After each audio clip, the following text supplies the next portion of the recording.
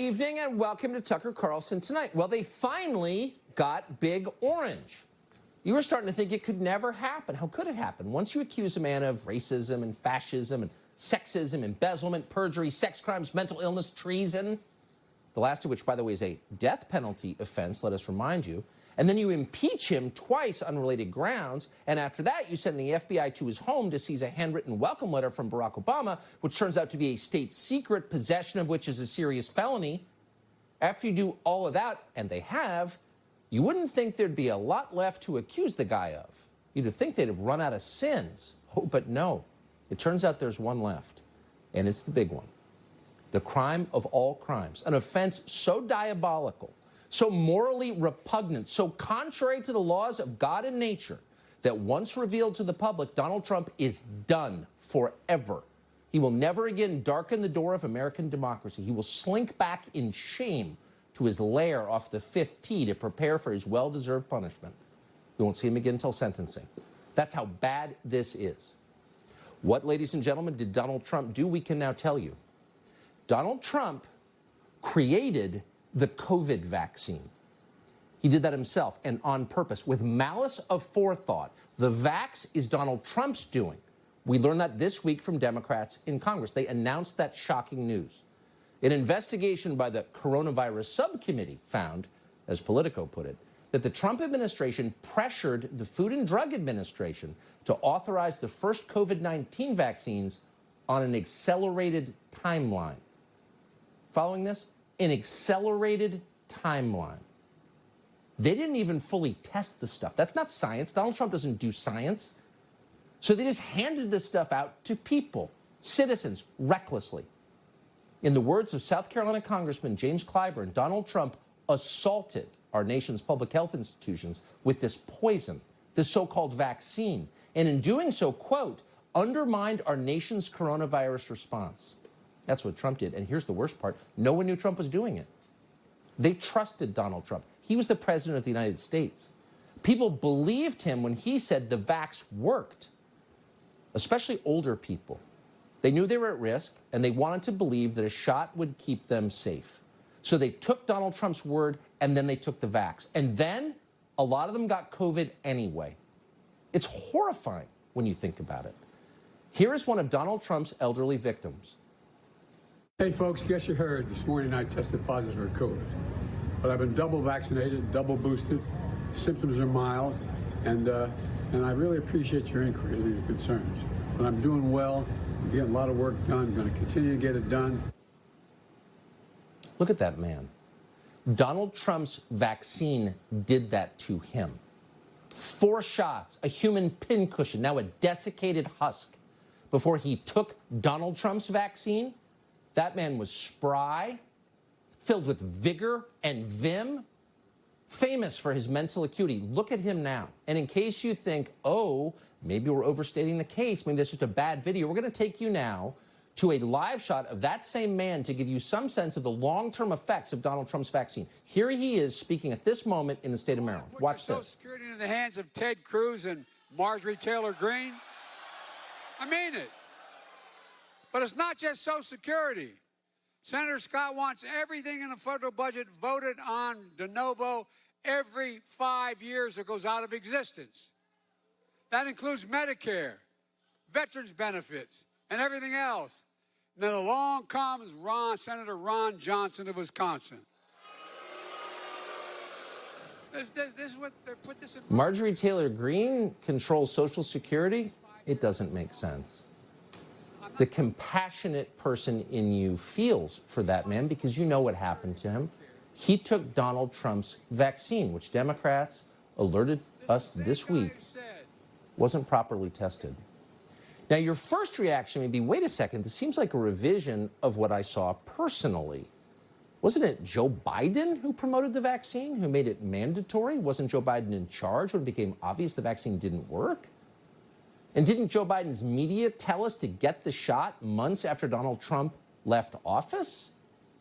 You may remember that, possibly because you remember clips like this. This is from July of last year. If you're a school teacher, if you're a nurse, if you're a cop, you need to get vaccinated. And if you don't, you need to look for another job. Yeah, take the vax or you're fired. In retrospect, it's pretty obvious they were carrying water for Donald Trump in that video. Now, if you're still not convinced, you're probably a cynical person. You probably have concluded that Democrats are panicked about being blamed for the single greatest public health disaster in history, and they're trying to shift the blame to Donald Trump before the full truth about the vaccine comes out. And it is coming out, and the midterms are on the way. You may have concluded that. But we're not cynical on this show. In fact, we're relieved. Now that Donald Trump is responsible for the vaccine, we can finally talk about the vaccine. Till now, we haven't been able to. Till now, it's been like living in a John Cheever story, where the entire country is an emotionally repressed WASP family. It's 1952 in Darien, and Dad is just passed out drunk at the dinner table. But nobody's allowed to mention it. We all have to pretend it's not happening. Dad's fine, be quiet. Over time, that level of denial is very hard to sustain. It makes you crazy. But thank God it's over now. Now that we can blame Donald Trump for the vaccine, we can finally tell the truth about the vaccine without being fired or attacked or thrown off the internet. We really should have thought of this earlier because it feels good, the freedom of this. So let's take a moment to talk about Donald Trump's vaccine and why it seems to be, among other things, dramatically raising death rates among young people. According to data from New Zealand, the government there, for example, children who were vaccinated between the ages of 10 and 19 were more likely, not less likely, more likely to die within a month of vaccination than those who didn't take the vaccine in the same age group. And it's not just the New Zealand government that has found this. This summer, a Dutch researcher called Andre Radair published a paper entitled COVID-19 Vaccinations and All-Cause Mortality. The research analyzed hundreds of cities and towns. What did it find? Quote, "We could not observe a mortality-reducing effect of vaccination in Dutch municipalities after vaccination and booster campaigns. We did find a 4 sigma significant mortality-enhancing effect during the 2 periods of high unexplained excess mortality." Oh, so the data suggest, don't prove, but suggest the vaccine may be killing people. Unexplained mortality is also on the rise in many other countries, Australia, England, Wales. So why is Donald Trump's vaccine doing all of this in other countries? Well, we can't be sure. But as Alex Berenson reported on his Substack recently, the Canadian government is seeing a similar problem at huge scale. As of this summer, people who took Donald Trump's vaccine in the Canadian province of Manitoba are roughly 50% more likely than the unvaccinated to be hospitalized or die from COVID. Again, to pause. How bad is Donald Trump's vaccine? So bad that people who take it are more likely to die of COVID. Now, we have data from more Canadian provinces, but they seem to be hiding it now. On July 28th, the province of British Columbia announced it would stop reporting the number of deaths that occurred in people who have taken the COVID booster. Wow, why is that? Don't ask, you're not allowed to. Oh, we are now, because it's a Trump crime. The charts are also missing somehow from the Internet Archive, which is widely known, of course, as a front for Russian operatives working on behalf of who? Donald Trump. But we do have the most recent available data. What did those show? Well, they showed that 70% of all deaths in that province occurred in people who were boosted, even though boosted individuals make up just half the province's population. Do the math on that for a minute. Well, your first reaction might be, oh, well, vaccinated and boosted people tend to be older, so of course they're dying at a greater rate. It has nothing to do with the shot. But then you look deeper. You read, for example, the Lancet article entitled Risk of Infection, Hospitalization, and Death Up to 9 months After a Second Dose of the COVID-19 Vaccine. And that piece shows that people over the age of 80 have worse outcomes. And by worse, we mean more hospitalizations, more deaths when they're vaccinated than when they are unvaccinated. So it turns out, when Donald Trump told you, as he did hundreds of times, certainly you must remember this, that this is a pandemic of the unvaccinated, it turned out to be exactly the opposite.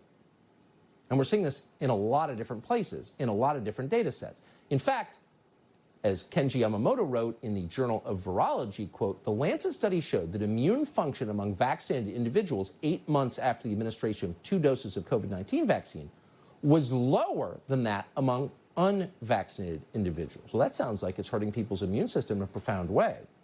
As the Journal of Food and Chemical Toxicology put it after an independent study, quote, vaccination introduces a profound impairment in type 1 interferon signaling, which has diverse adverse consequences to human health. Well, that doesn't sound good. What consequences could they be talking about? Well, in July, the German government put out a tweet stating that at least 1 out of every 5,000 COVID shots causes, quote, serious side effects. 1 in 5,000, really? This is a shot that was taken by hundreds of millions of people, including in this country. What effects are they talking about? Well, those would include decreased sperm counts. The journal Andrology reported in June that there was a 22% average drop in total sperm count in samples taken 3 to 5 months after the second Pfizer dose of the vax. Donald Trump's vax. On top of that, there is heart inflammation, myocarditis, which is now suddenly famous in neighborhoods across the country because everyone seems to know someone else's son who has it. In December of last year, researchers at Oxford found that, quote, myocarditis risk was increased during 1 to 28 days following a third dose of the vaccine. Associations were strongest in males younger than 40 years for all vaccine types. But you knew that because you're seeing it among people you know. And no one's talking about it. We're not allowed to talk about it, but now we can because Trump did it. Researchers in Israel, meanwhile, found that vaccination increased the 42-day risk of myocarditis by a factor of 3. This is a very serious heart condition, not a small finding. Now, you may have also noticed the rise in young athletes dying of heart attacks in recent months, something you're not allowed to notice, but you probably can't help yourself. For example, a 37-year-old cycling champion in Scotland called Rab Wardell just died of a heart attack 2 days after winning a national mountain biking championship. Can't say he was out of shape. Maybe it wasn't vax-related. Have you seen that a lot before? And then there were those 5 doctors you may have read about in Toronto who died in the same month, in July. Now, of that group of 5 dead physicians, there was a 27-year-old triathlete who died after a swimming competition and a 50-year-old Olympian who died after a run. So these are not people who are sitting on the couch smoking weed and eating Doritos.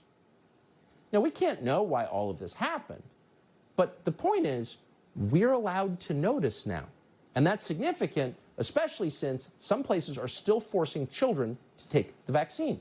And that would include most colleges in the United States. They just announced that boosters are mandatory.